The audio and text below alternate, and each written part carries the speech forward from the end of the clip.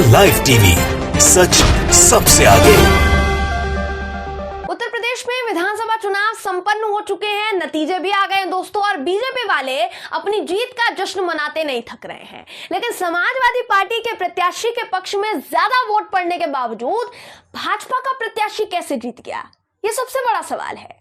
विधानसभा चुनाव 2022 में एक ऐसा ही मामला सामने आया है दोस्तों, जो बहुत ज्यादा हैरान कर देने वाला है, दंग कर देने वाला है, चौंकाने वाला है। साथ ही सवाल तो ये भी है कि भारतीय जनता पार्टी वाले सच में जीते हैं या फिर जिताए गए हैं। ये सबसे बड़ा सवाल अब खड़ा हो रहा है ये पूरा प्रकरण सामने आने के बाद। अभी तक की सबसे बड़ी खबर है दोस्तों, जो मैं आपको इस वीडियो में दिखाने वाली हूँ। नमस्कार, मेरा नाम है जयंती झा और आप देख रहे हैं द लाइव टीवी।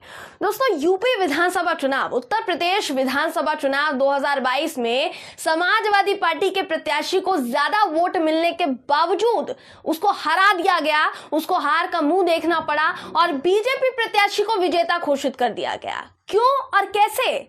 मैं जानती हूं दोस्तों कि ये बहुत ही ज्यादा बड़ा दावा है, जिसे जानकर हर कोई हैरान हो जाएगा। इसलिए इस खबर का सबूत मैं आपको दिखाना चाहूंगी और पूरा सबूत, पूरी तहकीकात के साथ मैं आपको एक खबर बताती हूं। आप स्क्रीन पर अखबार का स्क्रीनशॉट देख पा रहे होंगे दोस्तों, जो इस वक्त आपको दिखा रहे हैं, जिसके मुताबिक भारतीय जनता पार्टी के प्रत्याशी साकेंद्र वर्मा को 1,18,503 वोट मिले, जबकि सपा प्रत्याशी राकेश वर्मा को 1,18,720 वोट मिले।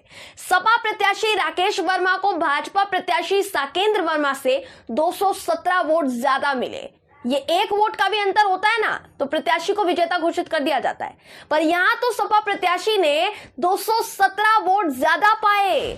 उसके बावजूद बीजेपी प्रत्याशी साकेंद्र वर्मा को विजेता घोषित कर दिया गया। दोस्तों, मैं आपको दूसरा स्क्रीनशॉट भी इस वक्त स्क्रीन पर दिखा रही हूं, सबूत के तौर पर आप देख पा रहे होंगे। ध्यान से देखिए, यहां सभी प्रत्याशियों को मिले वोट के आंकड़े लिखे हुए दोस्तों, किसको कितने वोट मिले हैं। और ये बाराबंकी की कुर्सी सीट है, जिसमें साफ नजर आ रहा है कि सपा प्रत्याशी की जीत हुई है और भारतीय जनता पार्टी के प्रत्याशी हार चुका था, क्योंकि उसे कम वोट मिले। बावजूद इसके वो विजेता कैसे घोषित कर दिया गया, ये सवाल सीधा चुनाव आयोग से है। ये चुनाव आयोग ने किस आधार पर वोटों की गिनती करवाई है। जब बाराबंकी की कुर्सी सीट से सपा को ज्यादा वोट मिले, सपा प्रत्याशी को, तो गिनतियों में कहां आखिर ऐसी गड़बड़ हो गई कि भाई चुनाव आयोग ने ये नहीं देख पाया कि कौन से प्रत्याशी को कितने वोट मिले, ज्यादा किसको मिले, कम किसको मिले। ये वाकई काफी हैरान कर देने वाला है। जिस जीत का दावा भाजपा प्रत्याशी इस वक्त कर रहा है, और निश्चित तौर पर काफी चौंकाने वाला है कि वो उस सीट से विधायक चुना जाने वाला है दोस्तों, क्योंकि उसे विजेता घोषित कर दिया गया है। असल में तो उसे कम वोट पड़े, अब वोट जिसको मिले उसे हारा हुआ प्रत्याशी घोषित कर दिया। मतलब इस खबर के बाद हर प्रत्याशी की जीत पर सवाल उठ रहा है, भाजपा की जीत पर सवाल उठ रहा है दोस्तों। कहीं और भी भाजपा के प्रत्याशियों की गिनतियों में इसी तरीके की गड़बड़ तो नहीं थी, क्योंकि अगर ऐसा होगा तो ये वाकई लोकतंत्र की हत्या है। ये सच में लोकतंत्र की हत्या है। ऐसा चुनाव कभी नहीं हुआ होगा।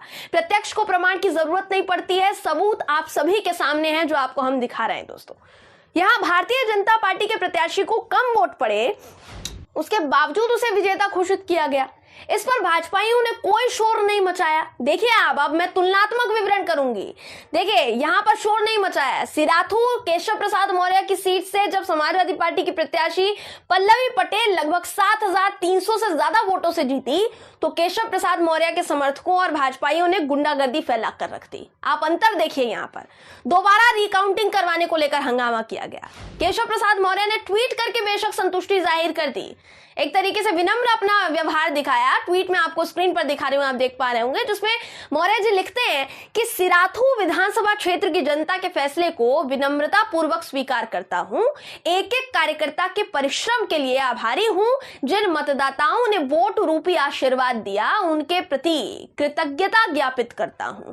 तो ये है केशव प्रसाद मौर्य, जो उप मुख्यमंत्री रहे, लेकिन अब नहीं रहेंगे, क्योंकि इनसे इनकी कुर्सी छिन गई, माफ कीजिएगा स्टूल छिन गया है। ट्विटर पर बेशक महाराज विनम्र हुए हों, अपनी हार से बौखलाए केशव प्रसाद मौर्य ने अपने समर्थकों को पथराव करने के लिए जगह जगह फैला दिया, जिससे इनका जो विनम्रता पूर्वक चोला है ना वो उतर गया।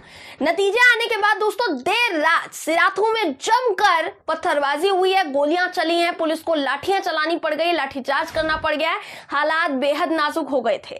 मैं आपको सिराथू में देर रात पत्थरबाजी का वीडियो दिखाना चाहूंगी दोस्तों। ये वीडियो पहले आप देख लीजिए, जिसमें भारतीय जनता पार्टी के लोगों को केशव प्रसाद मौर्य के समर्थकों को पुलिस ने जब दौड़ाकर भगाया है तब जाकर वो भागे हैं, वरना उससे पहले पुलिस पर भी केशव प्रसाद मौर्य के इन सभी समर्थकों ने हमला कर दिया था, हमला बोल दिया था। पहले आप ये वीडियो देखिए, उसके बाद आगे की बात करते हैं।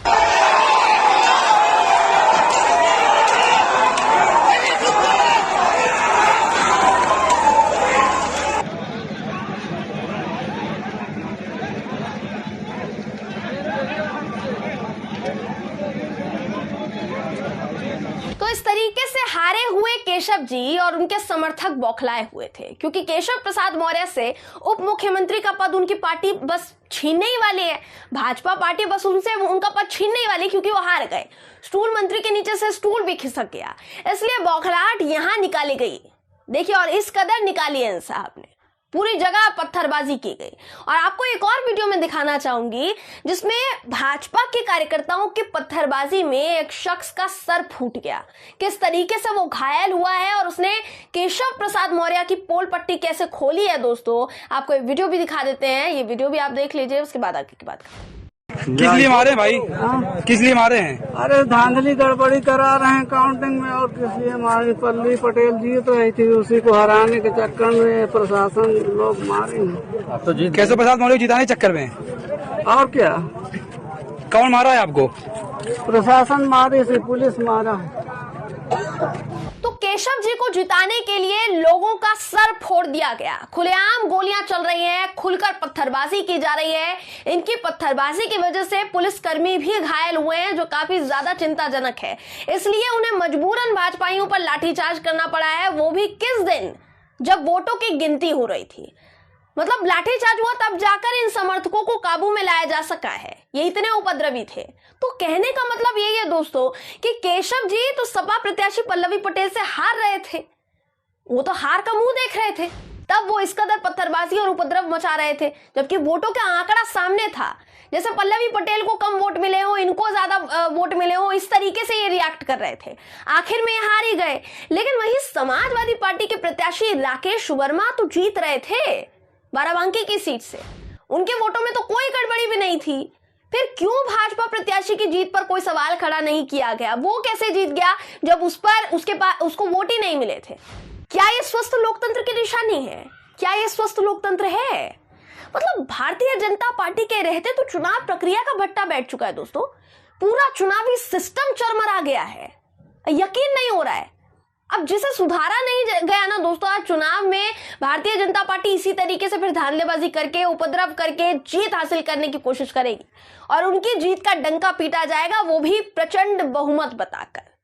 बहरहाल दोस्तों, इस खबर पर आपकी राय क्या है, कमेंट करके जरूर बताइएगा। वीडियो अगर आपको पसंद आया हो तो वीडियो को लाइक और शेयर करना ना भूलें। फिर मुलाकात होगी आपसे किसी ऐसी ही खबर के साथ, तब तक के लिए नमस्कार।